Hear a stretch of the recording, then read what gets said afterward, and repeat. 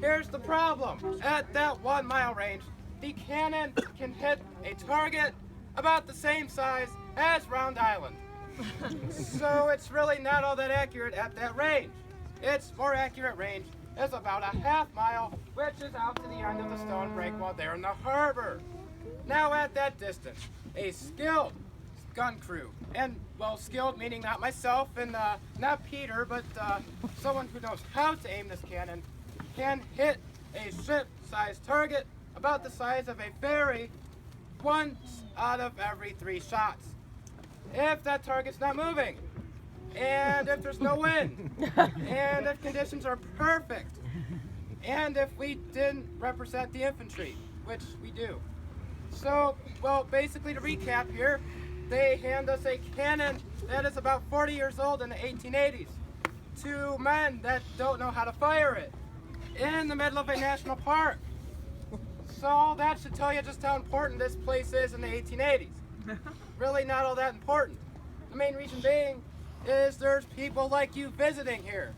And, well, national parks don't need accurate artillery to deal with tourists.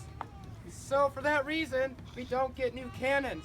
We use this cannon instead, not for combat, but for ceremonial uses, firing what are known as salute shots. Basically, shots that are designed to make a loud noise without a cannonball. So unfortunately, despite having some wonderful targets there in the harbor, we're not going to fire on them. You guys will be fine to go home tonight. The ferries will not be shut down. But with that being said, we will get to actually loading this cannon today. But unfortunately, I have to admit, cannon crews usually consist of about 3 people. And well, it looks to be like we are 1 short. So I will need a volunteer from the audience. You in the red. Come on up. Fire the cannon? What is your name, son? Oliver. Oliver. Have you ever been fired out of a cannon before? Well, don't worry, we will not do that today. I don't want to die. I'm too pretty. You will not die today. All right. So before I actually let you take part in this cannon firing, you need to pass a little test. So this is a leather thumb patch. Where do you think this goes? Correct, you passed. Now which hand do you write with? All right, let's use your left just in case then. Go ahead, put thumb. All right, now using your thumb, you're gonna place your thumb right over this touch hole here. And whatever happens, no matter what, if you even hear an explosion, keep your thumb over that hole. All right, so what Oliver here is doing is a process known as thumb stalling. Basically, he's keeping Peter safe as Peter cleans this cannon for us. So the first tool that Peter is going to use is called the gunner's worm. It is a long pole, and on the end of this is an auger. And that auger, as he twists it, will actually clean the inside of this cannon, removing any sort of debris that might actually clog it on our next shot. Now, if he does find something, it is going to be, well, historically inaccurate aluminum foil. Back then, they would have used cloth. However, we don't like this cloth because it keeps on burning well after it's fired. And, well, there's people down on Marquette Park. We'd rather not interrupt their picnics early by sending them pieces of burning confetti. So with that being said, the next tool that Peter's going to use here is called the wet swab. It is another long stick, and on the end of this is a dirty-looking sponge. So what he does here is dunk it in a bucket of water, then stick it down the barrel. So this does a couple of things. Number one, if we were on the battlefield, this would cool the cannon down between firings. But since we're not on the battlefield, what this does is it creates a vacuum. And when he pulls it out, that little thump right there tells you that that vacuum was indeed tight.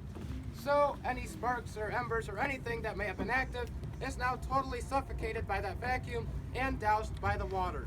So it's safe to load in our charge. Now with that being said, my thumb is much more disposable than yours, so I will take this back. But you did a great job. Can we give him a round of applause? All right. So Peter is now going to load in this charge. Now the cannon charge we're going to be firing for you here today is about 4 ounces of black powder. Back then they would have used around 10. However, well, 10 has a habit of scaring horses, rattling windows, and knocking the paintings off of the buildings below. So we don't use it. We want to keep that town on our good side. So at the end of the day, we both have a job. So with that being said, we'll now move this into firing position. So to the front, work. All right. So now with only a few steps left before we actually fire this gun, what Peter is going to do now is stick a brass gimlet through the touch hole that I was covering.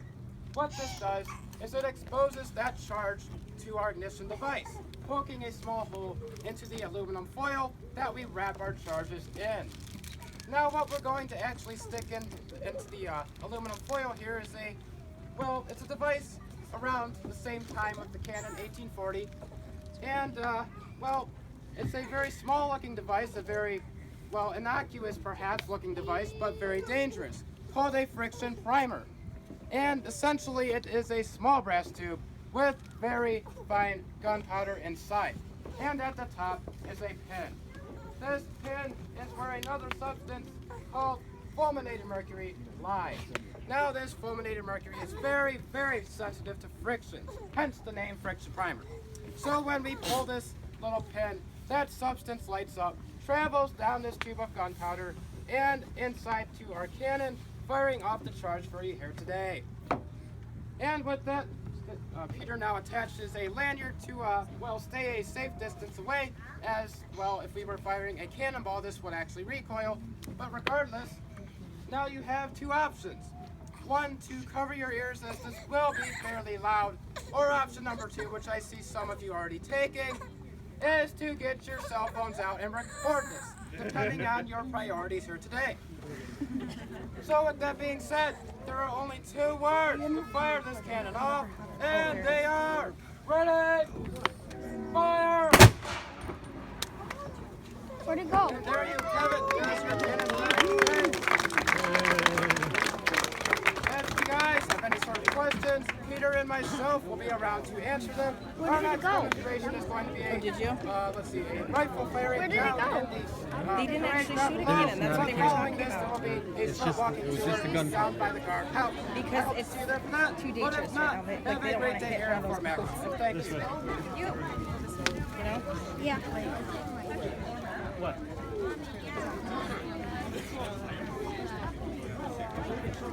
Yeah.